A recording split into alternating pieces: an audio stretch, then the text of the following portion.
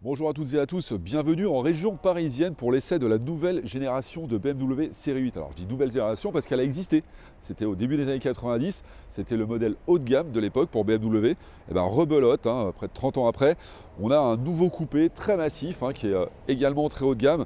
Alors, regardez juste la façade, on a un très long capot et surtout le fameux double haricot chez BMW, il n'a jamais été aussi large, c'est hyper imposant, impressionnant.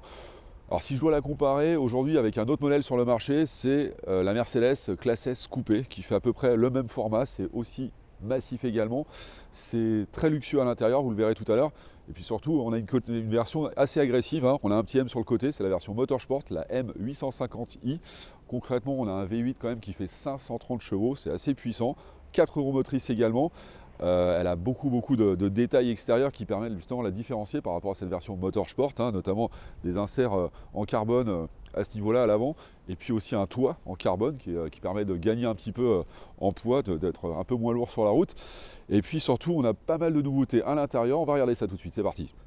Alors l'intérieur de cette série 8, je trouve, il est totalement nouveau en fait. On n'est pas trop en rapport avec ce qui existe sur la série 7. On a une console centrale qui est assez massive, qui est très large. On a d'ailleurs des nouvelles commandes qui ont été simplifiées. C'est beaucoup plus plat qu'avant. On ne ressent plus trop les boutons quand on se balade. Alors quand on regarde la route, du coup on n'a pas trop les sensations. On retrouve pas, on ne sait pas où on est. Ça c'est un peu dommage. On est obligé de regarder en fait. Alors que ça reste très beau visuellement. Alors ici, ce qui est sympa, au-delà des portes gobelets, c'est qu'on peut recharger son téléphone avec l'induction. Il y a un petit témoin normalement qui devrait s'allumer. Bon, là il ne s'allume pas, pas de bol. Il faut peut-être un peu de temps pour que ça s'allume. En tout cas, voilà, ça permet de recharger son mobile, c'est assez pratique. On a un écran ici qui est pas si large que ça, notamment par rapport à ce qu'on trouve chez Mercedes. Regardez, si je prends un 10, un XR, un 10R de chez Apple, on a un grand écran. Je trouve que voilà, chez Mercedes ou chez Audi, on a des écrans des dalles qui sont quand même beaucoup plus balèzes. C'est suffisant, mais je dirais que on pourrait mieux faire en fait, je trouve. On a quand même, malgré la console centrale qui est massive, l'écran qui pourrait être un peu plus large. Alors, autre détail, le combiné d'instruments qui est remplacé, ça c'est une première chez BM. On a un tout nouvel écran ici avec des nouvelles indications. Donc on a le combiné d'instruments mais qui est assez différent de ce qu'on a connu avant. On n'est plus du tout sur des compteurs ronds mais sur des formes qui sont reprises au niveau des phares en fait. C'est un peu le point commun. Ce que je reproche, alors c'est très lisible, mais ce que je reproche c'est quand on change de mode de conduite, par exemple je passe en mode confort, on a une adaptation qui se fait, mais je trouve qu'elle pourrait être un peu plus, ça pourrait être un petit peu plus différenciant, comme c'est le cas par exemple chez Audi, même chez Lamborghini ou encore même chez Peugeot. Quand on change de mode, ça change un peu plus que ça. Là, c'est un petit peu, on se rend pas vraiment compte du changement de mode de conduite en fait. C'est indiqué en bas ici là, mais voilà, si je regarde comme ça là, à première vue, je trouve qu'au niveau coloris, c'est vrai que c'est pas très différenciant. Alors il y a une nouvelle fonction sur cette série 8, alors c'est valable également sur le nouveau X5 qui est sorti il y a très peu de temps. C'est une sorte d'assistant de recul. Alors je vais d'abord faire un petit périple en marche avant, on est dans un lieu totalement privé. Ça va me permettre de faire admettons une manœuvre qui est un peu compliquée, si vous vous garez avec une place de parking qui est pas forcément évidente d'accès.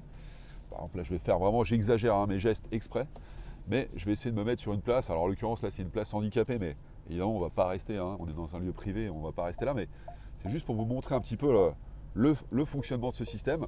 Voilà, je viens de faire une manœuvre un peu compliquée, je viens d'arriver, maintenant je mets assistant de recul, et je vais essayer de sortir de là, et la voiture va refaire toute la manœuvre, c'est-à-dire 23 mètres, on a indiqué 23, j'ai fait 23 mètres avec la voiture, elle va me refaire tout à l'identique.